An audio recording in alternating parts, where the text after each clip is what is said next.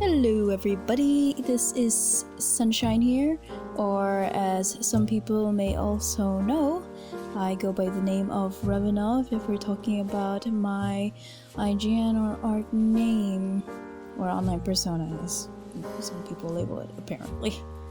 I don't normally do this kind of stuff. In fact, I'm actually still quite new to putting myself out there on the internet. I've always been quite shy about doing this, so not exactly sure how to go about it except for babbling on about a few things. Just to set the tone for the rest of the video, I'm actually working on a piece. This is for my mom's birthday that I went to lengths to hide her from her finding out, only because she's active on Facebook and just a few platforms where I do post my work, so she would have a view on it, and I had to try and bite down on my lip to make sure she couldn't find it. But essentially, I guess today I'll talk about my mom. After all, this is her birthday present. Happy birthday, Mom. The video is a little bit late, but I was able to deliver this to you on time. To some others, I'll end up kind of pointing things out somewhere along the video about certain aspects of the piece that I was working on, if I have anything to say about it in particular. I guess I'll start off with Mom. Growing up in a place where I didn't really leave the house a lot, I was actually rather sheltered. I was limited to going to school and going home. Hang out with friends after class or after school wasn't really a thing, only because where we lived it was a little high crime rate, and Dad was out at work. In the house it was just myself and my brother and my mom. More often than not, that was the cycle every day. But we didn't feel alone, strangely enough. It was nice, and it was also because whenever kids, when they doubt, or when they double think about things, or when they question things, and their questions and worries aren't addressed, it really gets to them. And my mom did a really great job at making sure that we understood the situation, how it was.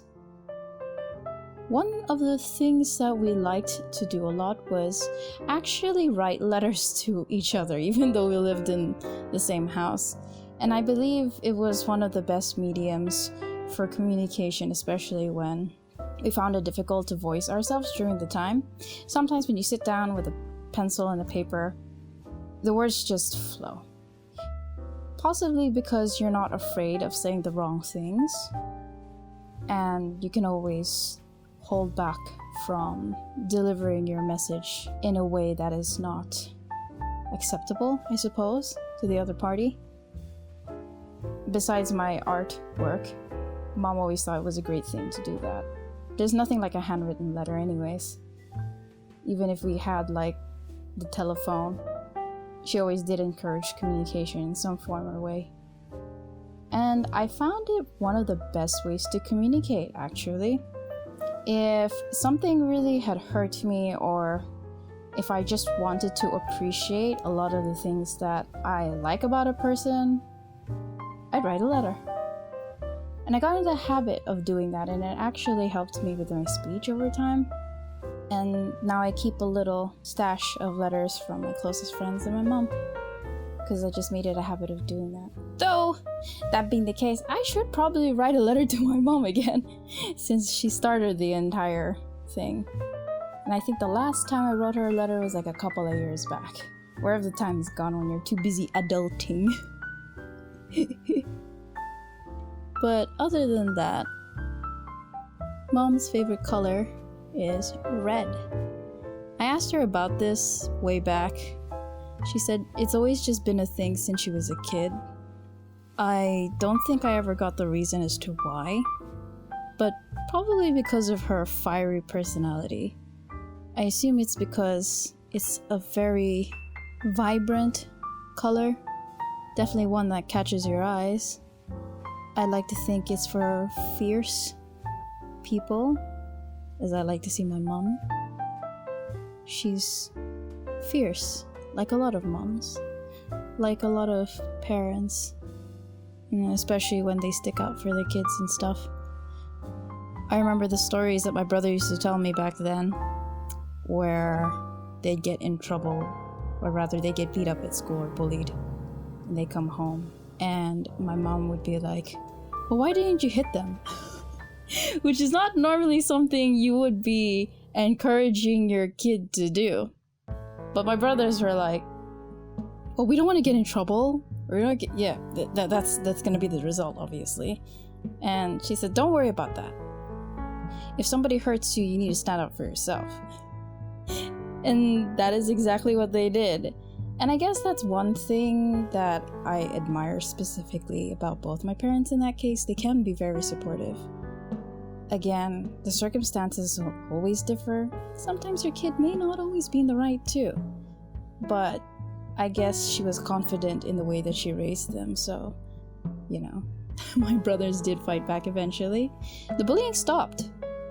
And my parents had a strict word with the principal, and that was the end of the story. We did have help in the house, okay? We would sometimes help with the laundry, but we did have other house help. I don't like to call them maids. I don't know, for some reason it feels very weird to me. I just never called them that. I guess it's also because my mom and my dad has always taught us to treat them as an extended part of our family, right? So, a term of endearment, as I'd like to say, is calling them ate. It's a Filipino word. It's a Filipino term. For those of you who don't know, it's relative to, like, the word literally means sister, but it can be applied to any other person, I suppose, a little bit older than you. Like, for example, or you can even call the cashier ate, if it's a female. If she's a female. You could call the person at a restaurant ate, like if she was a waitress or something. It's a sign of respect. And yeah, so that's what we called the people who stayed with us at the house to help out with some of the chores and stuff, if my brother and I weren't around to do it. And, obviously, being a mom, I don't think that she could do everything on her own. I know that there are moms that can, definitely, without a doubt. She's also got her own physical issues in tow. We helped. We definitely helped. Where was I going with this? I don't really remember. I tend to lose my train of thought. But yeah, I think it just goes back to the kind of values that I was raised in. I was particularly, I'd like to think, raised in a caring, giving home. It had its limitations, I'll admit. And maybe they weren't always the best. There are times, okay? But never mind that. Going back. It's supposed to be about mom. Damn it! Sorry, Mom! But yeah, she's a red woman. She loves red. Red is her color, and it shows in her personality. She did not grow up with an easy life. She had to quit school early so that she could help raise money for her brother to go to school. She, even though she was a city gal, she knew how to make money, man. She was a businesswoman. She's still a businesswoman. This is how she's always lived her life. So I guess she wasn't exactly happy being, like, moving to a country where, there was a lot of restrictions. She didn't like to sit around and do nothing all day. And I think that's where I kind of get my restlessness from as well. It just grew on me, She liked to always be doing something. So, if my dad didn't allow her to do business or, get a job or anything, again, high crime rate country, it really, really is dangerous. Like, you just don't go out and expect that you won't be robbed. That's the situation.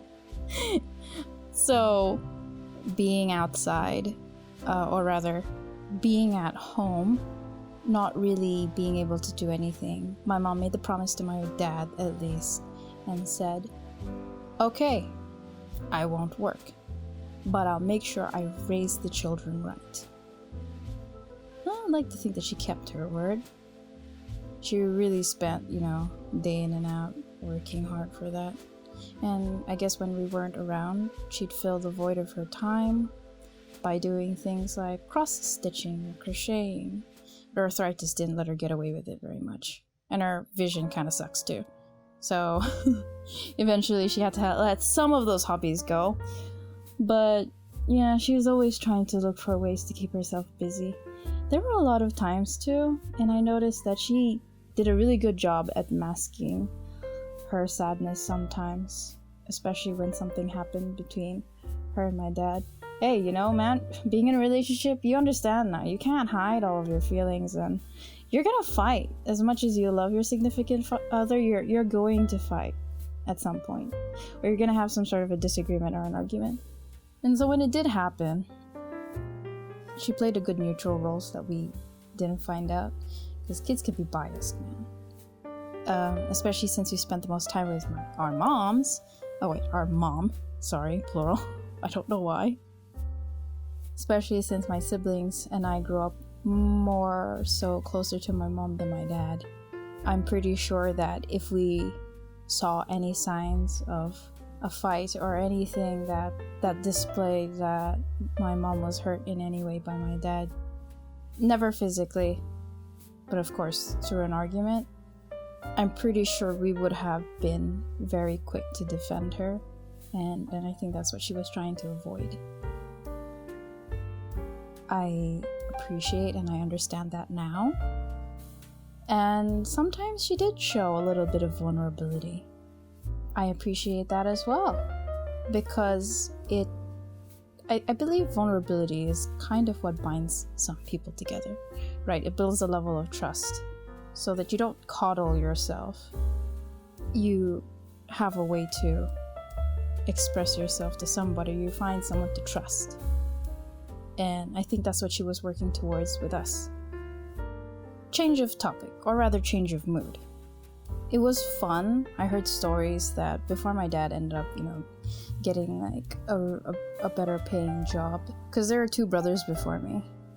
Those were the poorest days I've heard, apparently, where my mom was going around selling like bloody hot dogs door to door. My brother's kind of like going with her too, selling dried fish and stuff to neighbors, being chased by street dogs to do it. I guess I could count myself lucky that I wasn't like I didn't get to that level of hardship. Not dismissing that, like, holy crap, I totally feel for people who can do it, it's all just hard work. So she definitely got them to toughen out through there. You just gotta do it sometimes. But at least they got that support. And in those days, I guess, like, it was also fun too, because she and my dad would sit down with them and play the Nintendo 64 with my brothers. They actually had time to play, and it was fun. Like, myself and my brother after me did get to experience just a little bit of that. But I guess at that point, my parents were like pretty old and like pretty tired. There's like a 7-year difference between me and the brother before me.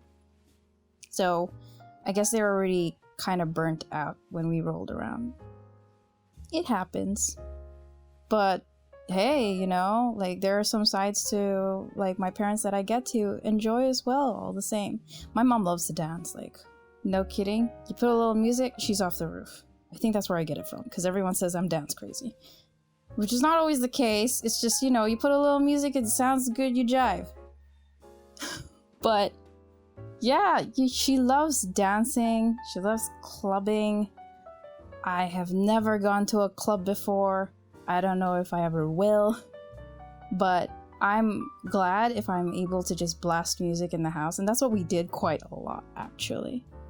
Bringing the energy up at home. I remember, our huge stereo system provided by my aunties from back in Japan. Thank you very much. But yeah, holy shit, we blast the music off the roof and we just bloody dance all day. And they encouraged that kind of music listening, and that also turned me into somebody who became a little more open-minded when it comes to music.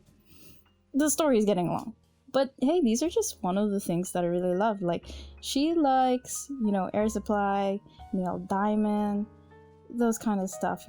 My dad was like a Led Zeppelin kind of a fan. She also had Led Zeppelin posters up and stuff in her room. And just a lot of, she loves J-Lo too. Like, my mom's an all-around listener as well. Both of my parents are. And they kind of cultured that. And, growing up where I did, I think it also did open me to a lot of things. Just generally being able to point out these sort of aspects in my life growing up.